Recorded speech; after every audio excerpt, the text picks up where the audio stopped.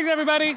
Thank you so much. Welcome to Build. I'm your host, Ricky Camilleri. Our next guests are the cast behind the wonderful new movie, Can You Ever Forgive Me? This true story stars Melissa McCarthy as celebrity biographer Lee Israel, who, in an attempt to make some quick money, gets in over her head forging the personal letters of famous authors. The film also stars Dolly Wells as a bookstore owner swept up in Israel's schemes, and the great Richard E. Grant in a performance that harkens back to really one of the best of all time. Let's take a look at Can You Ever Forgive Me? Just these. I don't want the others. Come on, man. I schlepped these all the way here. There's people waiting. You know, you don't have to be so disrespectful. You've actually carried my books here. And you are? Lee Israel. Oh, we have copies of your latest work right over there.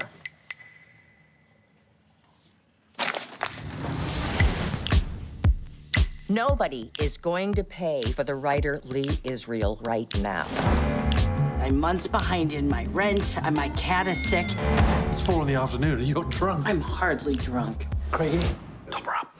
My suggestion to you is you go out there and you find another way to make a living. Recently found this delightful sign letter.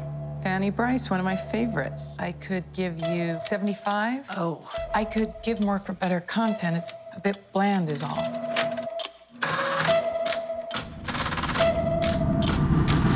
Yeah, I can definitely get a lot more for this one. I mean, the PS makes it priceless. Quite by accident, I find myself in a rather criminal position. What criminal activity could possibly involve it, except a crime of fashion, of course? I'm embellishing literary letters by prominent writers. I love his writing. Particularly clever, don't you think? Caustic wit. This is quite something. These are wonderful. I thought so, too. Name your price. You were looking at 1 month's rent. What are we gonna do? Gamble? Shop? Drink? Ms. Israel, I have a couple of questions regarding the last letter I purchased. What seems to be the problem? People are on alert. Your name's been put on a list. On a list. They're literary treasures, one of a kind. It's my writing. You're impersonating other people. Nobody's buying Lee Israel letters. There have been some forgeries going around. Do you think it's real? Looks that way. Good. You're stealing from me? Come on. Get out of my house! This is supposed to be something more than this. We're probably looking at some time behind bars. What? I can't say that I regret any of my actions. In many ways, this has been the best time of my life. Everybody, please welcome from Can You Ever Forgive Me, Dolly Wells, Richard E. Grant, and Melissa McCarthy. Hello. Hello. Hi there. Congratulations on this wonderful movie. It's fantastic. Thanks. From beginning to end, it's like wildly unpretentious, no frills, but perfectly pitched, and every moment is either hilarious or sweet or tragic in a very subtle way. It's such a wonderful achievement. Congratulations, guys. Thanks. Thank you. Thank you. Melissa, I have to ask, you're getting all this praise for this movie, rightfully so, and everybody is saying that it's a different kind of performance for you, but I feel like as someone who's watched all of your comedy performances, it's actually quite similar in the sense that you've always been in tune with mannerisms and tics and in pathos. And you're doing the kind of same thing here, but in a different kind of movie. Do you feel as a performer that you were making some kind of big leap? No, for me, it feels very much the same in terms of, I read a script and I never even want to know what genre they're saying it's in. I'm like, well, I just want to read it for the story and I want to read it for the character. And I fell in love with Lee and this whole story kind of immediately, maybe even strangely quick, because I was like, I'm in like a quarter of the way through and I thought, I don't know why I like her so much. She hasn't actually done anything tangible that I can say why I like her and even kind of becoming enamored with her. But for me, I prepare the same way. And I think with all I've been lucky enough to play a lot of kind of very flawed, challenging women, which are my favorite in life and in stories. And I always thought, I think they all kind of have the same, I love to play with kind of what are people's defense mechanisms versus what's really going on. So I love playing Lee, but I thought she was just kind of another fantastic woman I got to add to my roster in my weird brain that keeps them all with me. Do you feel like there's nothing to play if the person isn't flawed on the page in some way? I don't know how to be, or I don't know anyone who's perfect. I wouldn't know. You say that. I'm so sorry, with the exception of Richard E. Grant. And me. I didn't know I had to state the obvious. Yeah, I don't, when I've read things before in the past where someone just seemed pleasant, I didn't know what to do with it. I was like, I don't think I'm skilled enough to play pleasant, and I don't know anyone who doesn't have opinions or quirks and tics, and all my friends are so strange and I love them for it, that I thought you need to see the bumps and bruises and the idiosyncrasies that make us all human and also that make us interesting. Well, I'd say one of your other performances this year, the film that was that you made with your husband earlier this year, that is a character who is pleasant but to a fault. Her fault is almost that she's too pleasant. Well, I thought an aggressive people pleaser is kind of this, it's the same mechanism. It's still your defense. It's still what you do to not let people really see who you are. So, Richard, you're playing a character, your character, John Hawke, right? John Hawke is very similar in a lot of ways to one of my favorite performances of all time, which is one that you gave in the film With Nail and I. Did you see that on the page when you received this, and did that give you any hesitation, or were you excited to sort of dive back into an alcoholic extrovert? I'm allergic to alcohol, so I seem to have spent my life playing some form of addiction. But thank you for your compliment.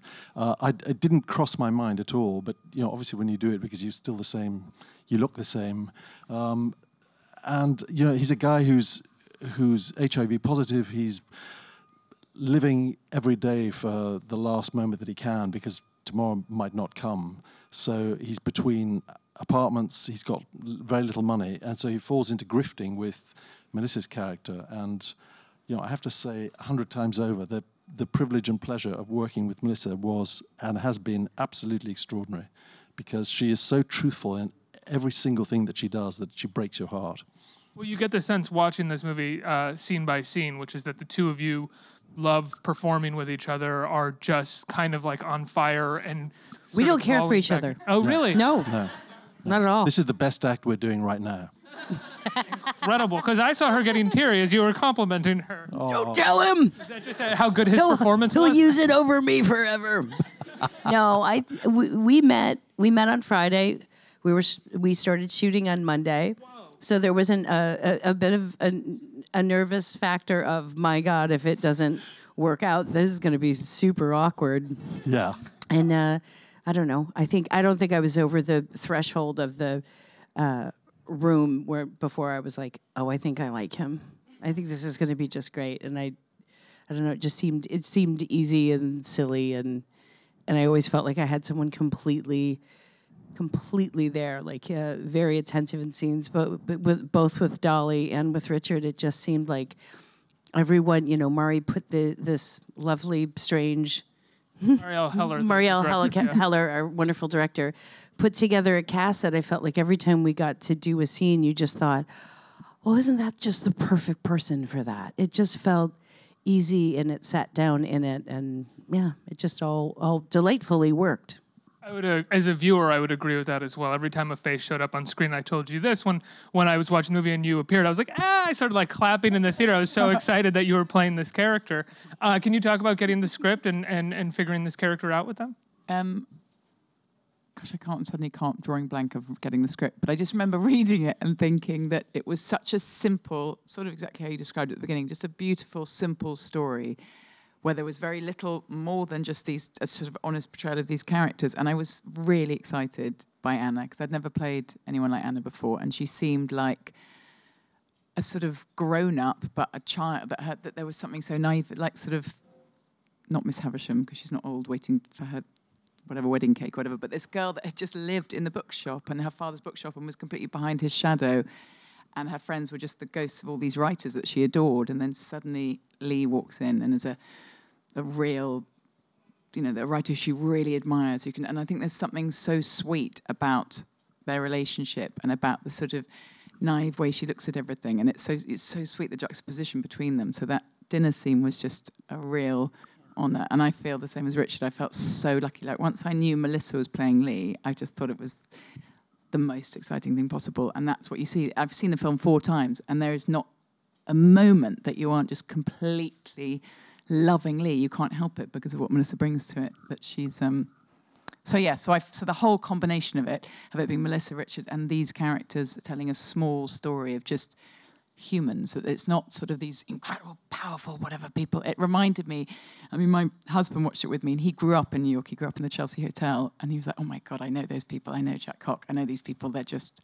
He was loving it for that very reason. It was New York that I didn't know because I didn't move till 2013, but it was so real and such a sort of... And my idea of New York was watching that film. Those are the films I watched. That's what I loved from A Long Way Away, thinking, oh, that's so what it felt like for me. It was my idea of New York at this particular time. You mentioned the dinner scene, and you mentioned that Jack is, living with HIV. And there's an element to this movie. It is very much an LGBTQ movie, but there's kind of a radical approach about it in the sense that it's not the first thing that you approach when you see the movie or what the movie's about first and foremost, nor does it feel like it's the first thing on the movie's mind, which kind of feels like a radical shift in how we tell LGBTQ stories at this point. Can you talk about that and talk about the character and the relationships in that aspect? Well, I think you're always on the right path with something when you're just showing people who are. They are this. It's not something they've just put on like a new sweater. It's not something they've picked up or suddenly acquired. And I think it's the best of what we can do when we can show the world that we want to live in as just someone is something. And there are also so many other things. It's a part, it's a section of who they are. And that it's not something that has to be talked about or like, how do you feel about it? It should be like, it is. And I think, whenever we can do that when someone, if a male character has a husband and it's not on topic, I always think you show the world that you want people who maybe don't get the chance to be around it.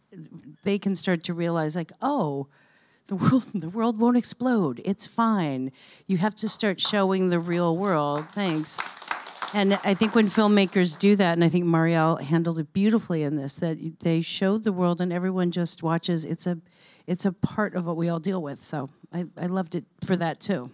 Yeah, it sort of makes us remember that so often even the lives of LGBTQ people were told through the lens of like a straight white man, and so often their experience as an LGBTQ person was the only thing that writer, director, or producer could focus on because they were baffled by it. Whereas with this, it's like they just exist within this world, as you said. Your character is an alcoholic, and she's drunk or half drunk, I think, most of the movie. I think that's fair. How, it's a fine line that you walk, because even when you're playing really drunk, you're not playing it in a broad comedic way where but there is oftentimes a slur that you have to find that is someone who kind of lives with this slur on a daily basis. So it's modulated at different points. How did you find that, and how did you pinpoint how you would be in each scene? I mean, I tried not to think. I thought her tolerance level was probably pretty unbelievably high. I think someone who drinks kind of on a steady keels is. So I thought about it less as being drunk and doing something. And I often thought for Lee, which for some reason tickles me, how much effort she was ever willing to give someone else. Because I do think, I've played so many characters that are kind of action forward and I'll stop you or please you or do something. And Lee was very interesting to me because I did always get the feeling that she just kind of would sit back and wait with the hope of maybe somebody would just kind of like go away. So it was this waiting thing. And even sometimes when she talked, I thought if she'd had more, either she'd let her guard down a little and there was more breath behind it because she was actually engaging in her own way, or she would just have less. I don't know if any of this makes sense. This could be like me describing like what purple means to me, but but it was kind of a play in like how much effort was going to get behind her voice. And I think when she was staying guarded, it was weird plays on that. I don't know if that makes any sense outside of this ball of crazy. No, but by the way, Richard told me to say that, so. There's also, you know, she's also is her own worst enemy, often not just because of her drinking, but even when someone is trying to help them.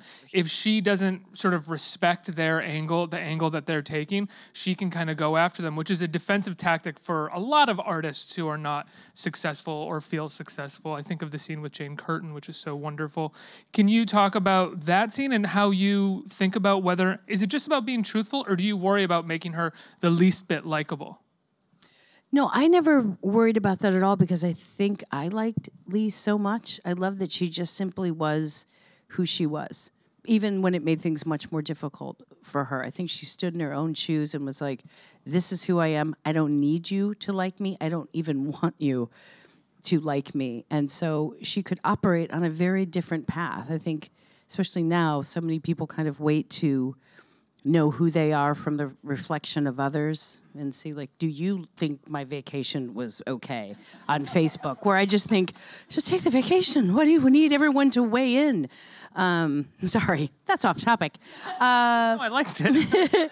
But, you know, especially with the scene with Jane, I thought it was similar to the restaurant scene with Anna, and even in the end when she's, you know, trying to not be convicted of a crime, she just simply couldn't be flexible, and she also couldn't help herself, and she would not take back that gut. It's like we all learned to kind of be like, I didn't love it, but I understand your point. Lee couldn't do that, so she would just maybe at her most vulnerable times where she needed those skill sets to be like, okay, what can I do? She couldn't do it. I mean, that was part of the struggle. It was part personality, but also part, it just wasn't within her makeup. So she was left completely desperate and pushed into a corner at 52 to be a really great writer, an amazing writer, and to be told, you're obsolete. What you do is no longer valid. And that was her survival. It wasn't just her passion, which it was, but I mean, I couldn't help always thinking, what would any of us do if I couldn't survive and my family, you know, in her case it's her cat, but it still is the one being that she associates and can get and give love to. What would any of us do in those circumstances?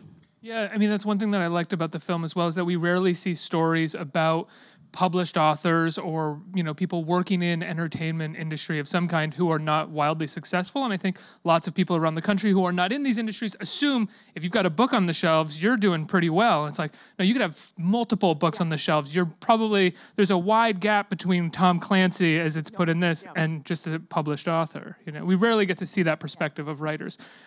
Richard, you know, your character also has this kind of defensive mechanism, which is just sheer confidence.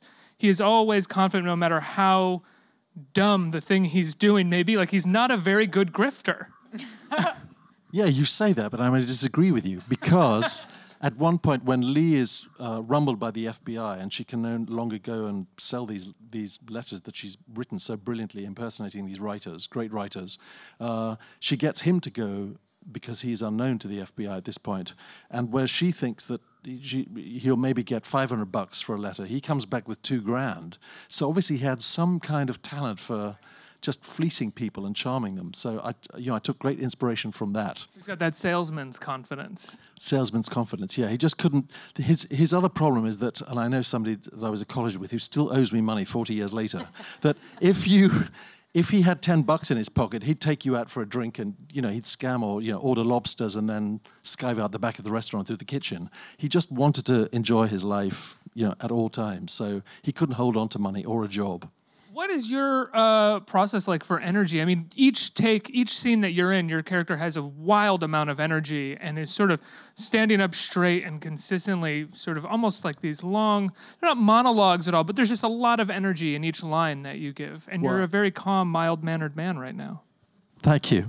No, I think that you know, when I was so grateful for this rehearsal day that we had with Melissa that she talked about on the Friday before we started shooting on the Monday, is that when I saw how interior and closed and tortoise-like Melissa chose to play her role, then it sort of means that if you're the complete contrast to that, you have to, you know, pump it out there by comparison, because she's meeting everything that you say almost deadpan, which makes it funny, I think. Does someone tell you that, or is that assumed that like once you see her type of performance or where she's going with this character, that informs your choice? I think you do it by osmosis and you do it instinctively. I mean, you asking me that question now, I'm trying to formulate a proper answer, but I honestly haven't a clue. You know. Dolly, the scene that you referenced, the dinner scene between the two of you, I don't want to give too much away for people who haven't seen the film, but there is a series of recognitions on your face that you have to have in that scene with her, where you don't necessarily say anything, but we have to see that you have understood something new about this character as she has kind of gone inward in the moment. Can you talk about crafting that scene and doing that? Well, I think I feel a bit like Richard and Melissa once you start explaining those things. I don't know if you make any sense, but just tell us what's purple to you. Yeah, my purple. No, I think the main thing, I suppose, is just listening to what the other person is saying. And if you've got Melissa playing Lee in that sort of beautiful way where you're already given so much, but I decided that Anna was someone that was very sort of eager to please, very sweet, nervous, and I have been in that position in different ways a million times, where you feel that something lovely is happening, and then, you know, it's that dance of everything, you know, romantic relationships, friendships, work, anything, where you can see that someone is slightly pulling away. And I think that Anna doesn't have the confidence to sort of say, "Are you okay? Why? You look a bit," you know, I mean, she did a little bit as she comes out of the restaurant, but that there's just a feeling, it's like a dance, and that it starts so well, and that then she's bright and intelligent and listening to everything that Leah's saying, and Leah's not giving her, or she'll sort of give her moments of it. So I suppose it was just responding and reacting as Anna in that moment of feeling real disappointment, but yeah, I mean, not wanting it to be sappy or to show not to sort of overly play it, but just to listen and respond as Anna would. That's a great way to put the whole movie, is not overplaying it. It's a deceptively simple movie. It's extremely hard to make movies that are this truthful and this subtle, and we know that because they rarely come out and people rarely want to finance them because it's really hard to get that tone just right. I think also, I mean, we're all saying, but Mari is an incredible director, and I think she has a real gift. I mean, even in her first film, Diary of a Teenage Girl, even though it's sort of bigger in aspects, there is the same beautiful performance, like a real gentle, delicate, letting things play out, not needing to sort of highlight anything. And even more in this because it's a smaller story, but I think that she has a real gift. I mean, even in that restaurant scene, I felt sort of nervous at the beginning for that exact reason, because I really didn't want it to be sort of, I wanted it to be a sort of intimate moment where they, you know, it's just them in this restaurant, and that Lee can let her guard down and they can nearly have this thing and it be like a dance or something. But I could just remember like Mari coming over really quietly, just kneeling down, really just talking quietly, talking to you about just little tiny nuances of like a nudge or a something that would make you think, oh yeah, that's helpful. So there was a mood that she created in the time that I was there that made you feel safe, and that it was easy to do that. Does that ever cross your mind when you're doing a performance like this? Do you worry about what's reading to the audience and if you're pushing the story forward, or do you just allow the director to guide you? I think for me, I think I tried to work that all out beforehand.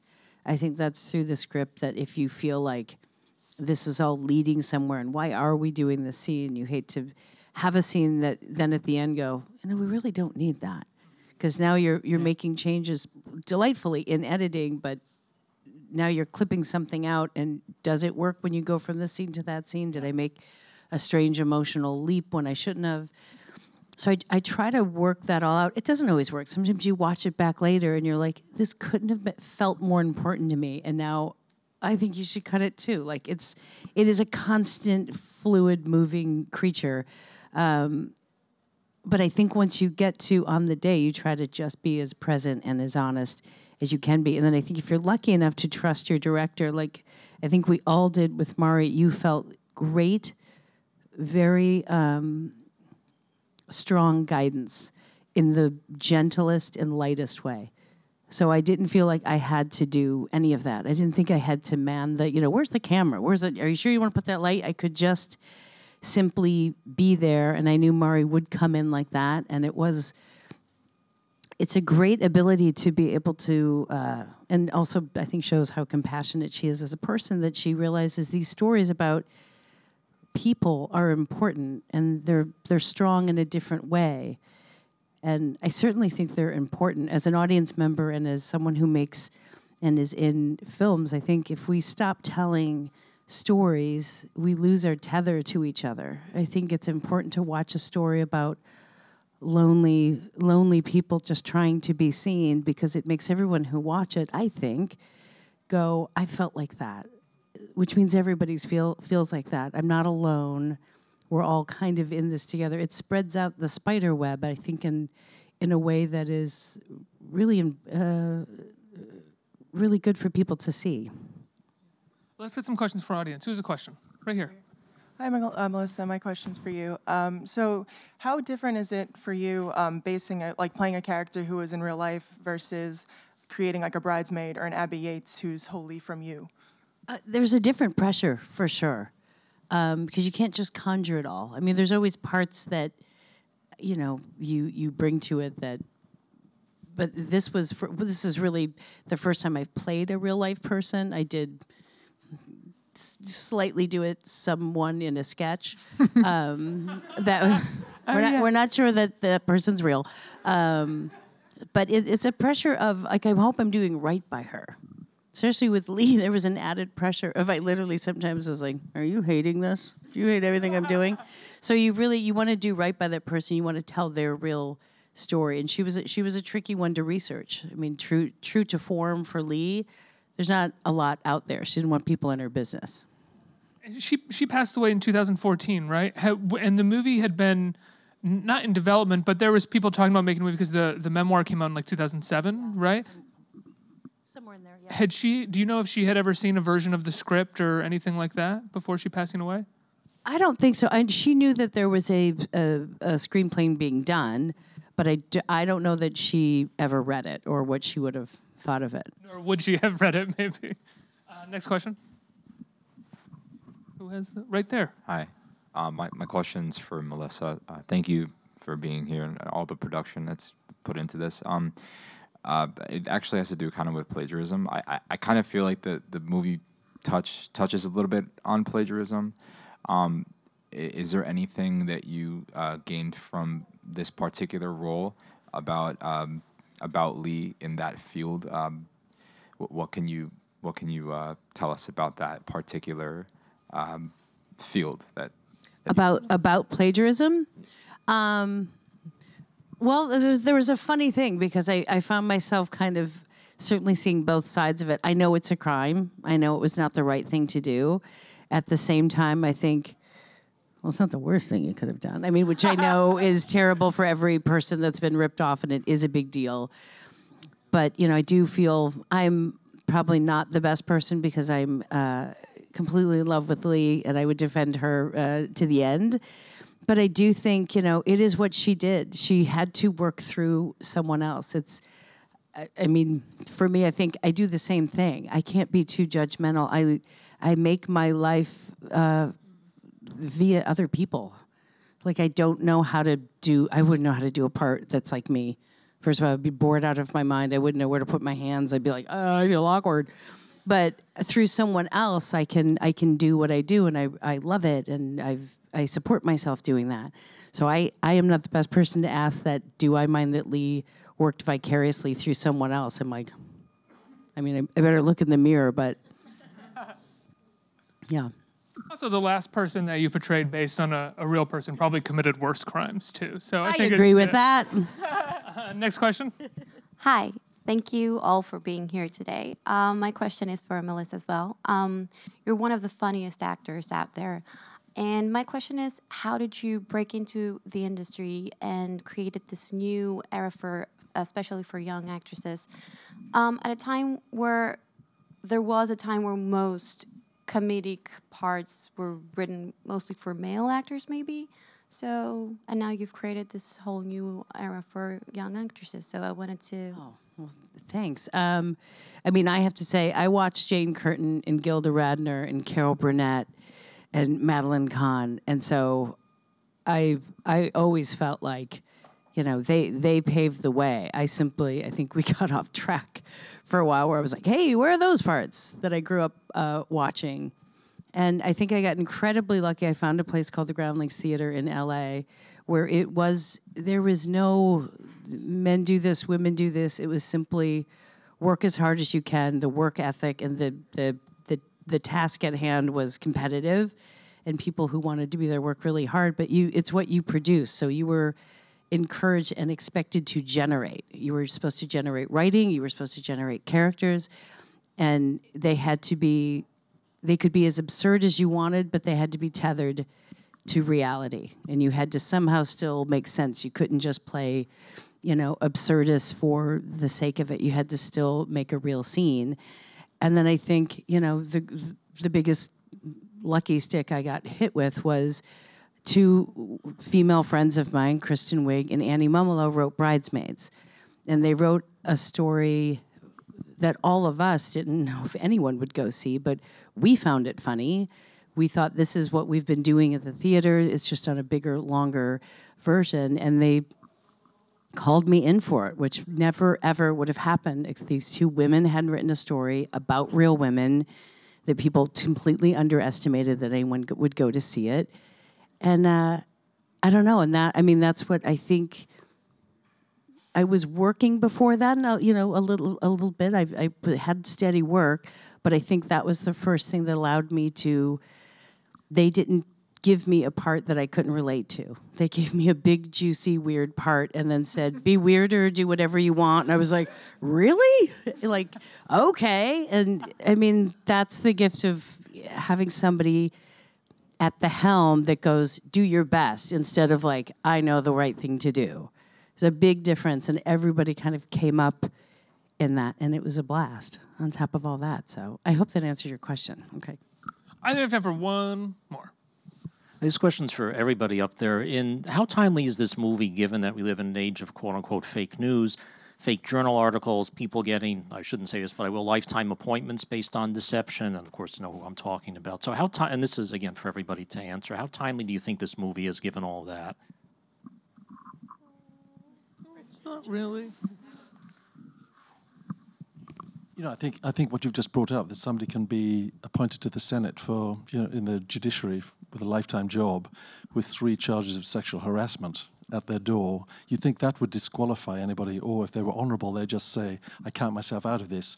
So, I think what Melissa has said so articulately is that Lee became a forger of people's great dead writers' work. So nobody was hurt in the process, apart from the people that sold the autographs or sold on the letters. But we met Judge Judy at the premiere, and I said to Judge Judy, as you do, what would you do if Lee Israel was before you? She said, I would have given her a light fine. And I said, why? She said, because she didn't kill anybody. And she said, the people that are dealing in memorabilia might be dodgy themselves in the first place. So she was just smart enough to out-dodge the dodgers. That was Judge Judy, so I can't argue with that. Did she then hammer a gavel and say next for the next conversation? She did. She was in a robe, guys. She was in a robe. Imagine every conversation with her is ended with next. I wish. That'd be amazing. Guys, I love the film. Congratulations. Incredible work all around. Beautiful performance. It's a really, really wonderful film. Go see it in the movie theaters. It opens this Friday, right? It opens everywhere, I think. Everybody can go see it. Yes. It's limited, but it will grow. With your love, it will grow. So it's called Can You Ever Forgive Me? Go see it and give them a big round of applause for the wonderful. Oh, thank you. Thank you.